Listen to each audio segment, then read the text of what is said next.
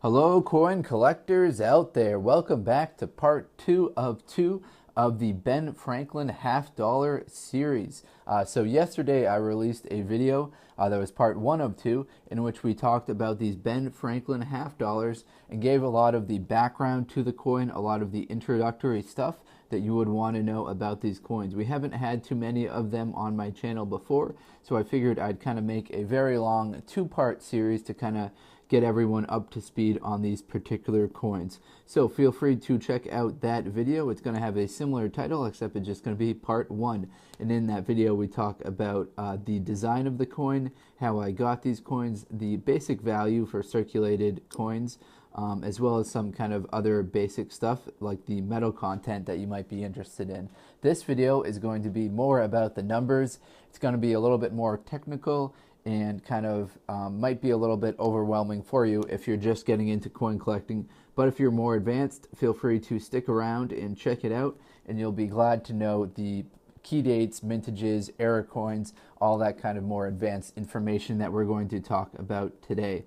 So as far as the mintages go, we'll get right into it and start getting into the numbers. So this coin was made from 1948 until 1963. The lowest mintage year is 1955, in which there were only 2,498,181 of the Franklin half dollar coins made. The highest mintage year occurred in 1963, in which there were 67 million of these coins made. The average across the board is 13 million made.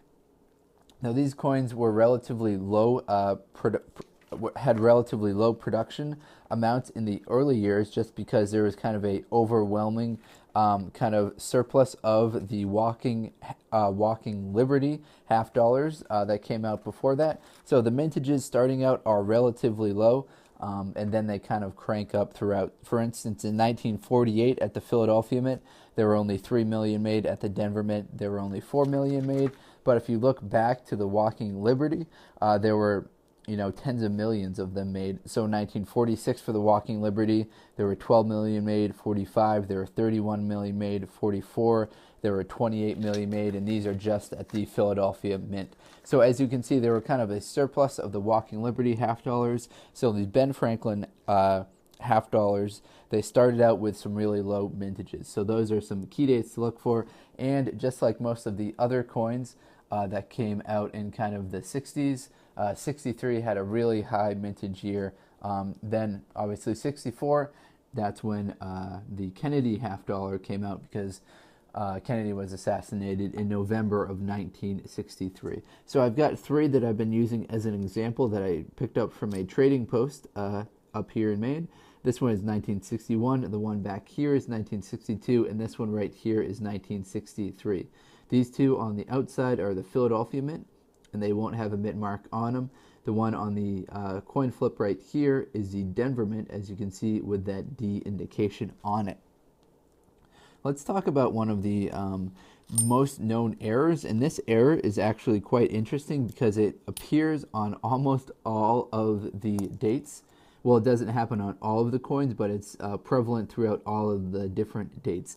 And this is what's known, and it has a pretty cool title as well. This is what's known as the Bugs Bunny error, which I think is a great name for it. So the basic description is it's a clash marks appear in Franklin's mouth or nose. So you're going to be looking for clash marks right around here. They will kind of make him look like Bugs Bunny. So the so-called Bugs Bunny die clash on the 1955 Franklin half dollar is perhaps the most well-known and the most heavily promoted clash die variety of all time. The impression of the wing feathers on the small eagle on the right of the Liberty Bell on the reverse was transformed to the obverse during a die clash. The effect made it look like Franklin had a buck teeth, and the nickname Bugs Bunny caught on. In recent years, the collection of other dates with clashes in the in the areas of Franklin's mouth under his nose have caught on as well, with many dates fetching significant premiums over normal date half dollars with the same grade. So what he's saying right there, or what that kind of translates to, is that we talked about yesterday's video of this eagle right here on the reverse. Now, Ben Franklin himself wasn't a fan of the eagle. He much preferred the turkey as kind of the national symbol. So it's ironic that an eagle made it onto his particular coin. So there's an eagle that's on the reverse, and when you flip that over, that comes out to right around where Franklin's nose and mouth are. Now the die clash kind of struck through the coin, so there's a kind of a clashing, kind of what looks like a double die a little bit, some extra metal that's around his teeth and nose that gives him kind of the buck teeth kind of imagery to it. Now, the Cherry Picker's Guide to Rare Die and Variety Coins has a lot of these errors listed. It has 48, 50, 51, 53, 54, 55, 56, and 63, all as known errors. So there are a lot of known errors out there. It says that the 1955 is the most well known. As far as different varieties go, there are a couple other different varieties out there.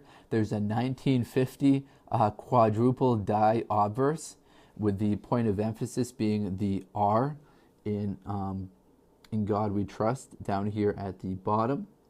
So look out for that if you've got a 1950. A quadruple die obverse isn't something that you see very often. So that is for the 1950 proof coin. I should point that out. I'm not sure if I mentioned that. So there's quadrupling is evident in the R in Liberty. Whoops, I guess we're talking about the wrong R. So we're talking about that R up there. That's where the quadruple die is. And for that, for a PF65 graded coin, that's going to be worth $500. So quite a lot of money there for that quadruple die. There's also a couple other ones known out there. We'll flip it over and try and squeeze in as many of these as we can. I'm going to need a better graded coin for this one. So there's actually some writing on the Liberty half dollar, on the Liberty Bell, I should say, that is right there. Now, you might have noticed this writing from the movie National Treasure. It's kind of one of the clues that they use. So what it says is pass and stow. So that is evident right there. Unfortunately, on my coins, it is quite worn out, so you're not going to see it. But there's some errors known there for the 1951 proof coin.